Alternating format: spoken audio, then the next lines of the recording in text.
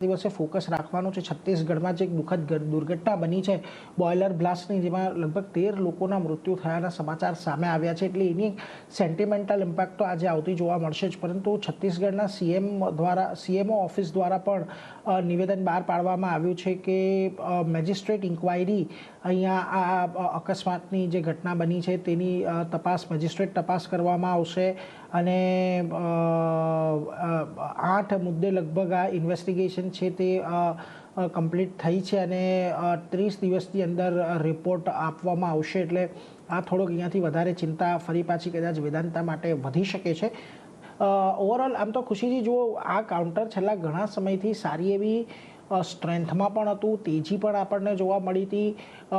Overall setup પણ એક positive છે, પરંતુ આ ઘટનાને લઈને આજે અહીંયા આપણને એક ચોક્કસથી સેન્ટિમેન્ટલ ઇમ્પેક્ટ થોડીક આવતી જોવા મળશે, જે પ્રકારની દુર્ઘટના બની છે। જો કે ઓપરેશન્સ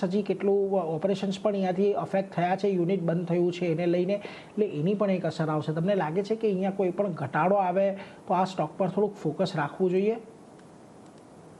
આપણે વેદાંતાની વાત કરશું તો આપણે કન્ટિન્યુઅસલી જે બેઝ મેટલના પ્રાઇસીસમાં જ્યાંથી આપણે વધારતો અહીંયા આપણે જે આપણે ઇન્ક્રીઝ અને ઉછાળો જોવા મળ્યો, એના કારણે આપણને કન્ટિન્યુઅસલી વેદાંતામાં અહીંયાથી એક સારી એવું આપણને પ્રાઇસ એક્શન જોવા મળી રહી હતી। અને અગર આપણે હમણાં જે આજના જે ન્યૂઝની અગર આપણે વાત કરશું તો જે ઘટના થઈ છે એના કારણે યસ આજે આપણને એક નેગેટિવ સેન્ટિમેન્ટ આજે આપણે જોવા મળી શકે છે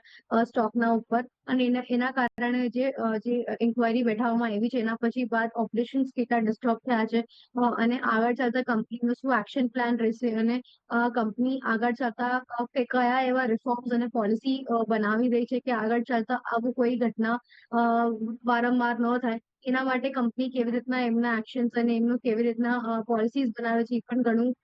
જરૂર અને મહત્વની વાત રહેશે। તો જ્યાં સુધી આપણને 1-2 દિવસનું એક આપણને નેગેટિવ સેન્ટિમેન્ટ વાળું એક્શન તો સ્ટોકના અંદર આપણે જોવા મળી શકે છે, બટ યસ અગર લોંગ ટર્મ આઉટલુકની અગર આપણે વાત કરશું તો લોંગ ટર્મ યસ મને લાગે છે કે આપણને એક નજર રાખીને ચાલવું જોઈએ, કારણ કે જેવી રીતે આપણે બેઝ મેટલ પ્રાઇસીસની જે ડિમાન્ડ છે અને જેવી રીતના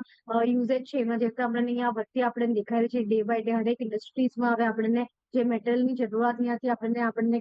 ડિમાન્ડ સાથે અહીંયા વધતી દેખાઈ રહી છે। સો યસ લોંગ ટર્મ માટે આપણને જરૂર નજર રાખવી જોઈએ વેદાંતા પર। અને જો લોંગ ટર્મ માટે તમે અહીંયાથી ખાસ કરીને ફોકસમાં રાખજો। આજના દિવસે વેદાંતામાં જો કોઈ ઘટાડો આવે છે તો એટલે એના પર એક ફોકસ ખાસ રાખીશું, એટલે એના